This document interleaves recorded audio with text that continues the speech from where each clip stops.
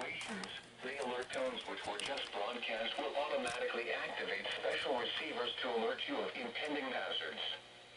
This test is normally conducted weekly around 11 a.m. If hazardous weather is imminent or occurring, the test may be canceled.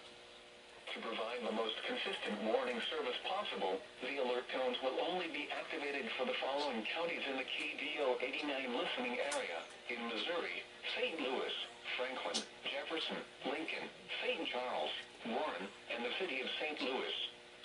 In Illinois, Madison, Monroe, and St. Clair. If your receiver was tone activated, the alert function will automatically reset after the test.